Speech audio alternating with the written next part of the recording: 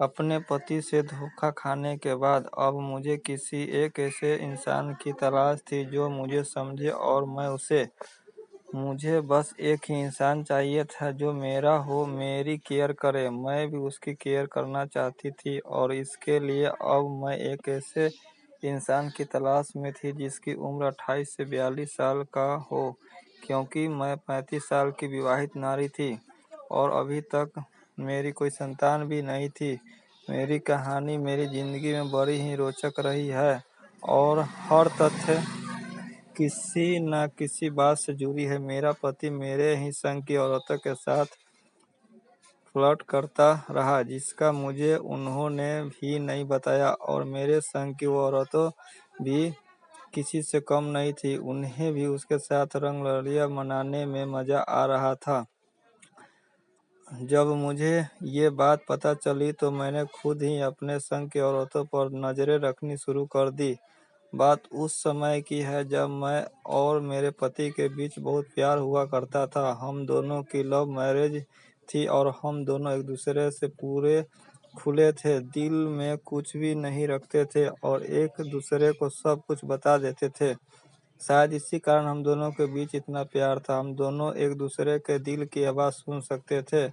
हम दोनों अलग अलग कंपनी में काम करते थे। एक अच्छी बात हम दोनों की थी कि मेरे पति को खाना बनाना भी आता था, और तो अगर किसी दिन मेरा खाना बनाने का मूड नहीं होता तो उस दिन वो रसोई संभाल लेते। मेरे घर में मेरे संग की औरतों का भी आना लगा रहता। मेरे पति भी उनसे बातें करते और बहुत मजाक किया करते। मुझे भी अच्छा लगता, लेकिन ना जाने कब मेरे पति ने मेरी उन सहेलियों से आंख मिचौली खेलनी शुरू कर दी और धीरे धीरे वह मुझसे कभी कभी बातें भी छुपाने लगे। मुझे कोई अंदेशा नहीं था और अब उनका मेरी संग की औरतों के घर अकेले जाना भी शुरू हो गया, जिसका मुझे पता भी नहीं चला, और जब पता चला तो मेरे गले से बात नहीं उतर पाई। लेकिन तब तक देर हो चुकी थी। मेरे पति और मेरे संग की कई औरतों के जिस्मानी रिश्ते बन चुके थे। मुझे मेरे पति से घृणा होने लगी थी।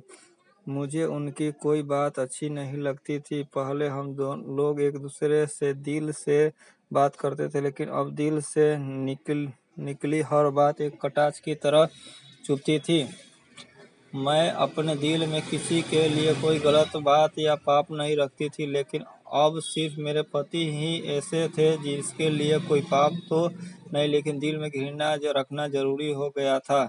हम दोनों अब कोई अच्छी बातें नहीं बल्कि एक दूसरे पर कटाक्ष करते। पहले मुझे कोई भी गलत बात कहने में शर्म आती थी, लेकिन अब वो शर्म जा चुकी थी, क्योंकि अब दिल में दर्द था, जो दर्द मुझे अपने पति से मिला था, और उस दर्द की दवा अब मैंने भी एक पार्टनर खोजनी शुरू कर दी थी। आखिर मुझे इस दर्द की दवा भी मिल गई जब मुझे एक ऐसा इंसान जो मुझसे 4 साल छोटा यानी 31 साल का एक लड़का मिला, जो तलाकशुदा था और किसी को ढूंढ रहा था। हम दोनों मिले, एक दूसरे को फ़ोन नंबर दिए और फ़ोन पर हम दोनों की बातें शुरू हो गई। हम दोनों एक दूसरे से मिलते, एक दूसरे को सुनते और ज़िंदगी बिताने लगे। हम दोनों के बीच कुछ अच्छी बातें, चुटकुले, गंदे अच्छे दोनों चलते। हम दोनों अब एक दूसरे को समझने लगे थे। मुझे एक ऐसे इंसान की आवश्यकता थी जो दिल में प्यार के सिवा कुछ ना रखता हो। उसके दिल से बस प्यार प्यार और प्यार ही निकले, जो अपने काम में निपुण हो और मैं उसकी और वो मेरी केयर करे। शायद वो इंसान मैंने अब उस राजेश की आंखों में देख लिया था। हम दोनों मिलते रहे, एक दूसरे को समझते रहे और धीरे धीरे एक दूसरे के करीब आ गए। हम दोनों अब इतने करीब आ गए थे कि एक दूसरे को देखे बिना जीना मुश्किल होने लगा, लेकिन हम दोनों कुछ नहीं कर सकते थे। और हम फिर दोनों ने एक बार कहीं शहर से बाहर जाने का प्लान किया। मैंने अपने पति से कहा कि मैं अपनी एक दोस्त के साथ 2 दिन के लिए शहर से बाहर जा रही हूँ। उत्तर मिला, ठीक है। हम दोनों एक ही दिन के लिए गए। और एक दिन बाद जब मैं बिना बताए घर वापस आई तो दंग रह गई। मेरा पति मेरे ही संग की 3 औरतों के साथ में, उसको भी मजा आ रहा था। मुझे शर्म आ गई। मैं अंदर आई और अपने संग की औरतों से बात की और कहा कि तुम्हें शर्म आनी चाहिए, तुम इस इंसान के साथ पता नहीं कब से कर रही हो।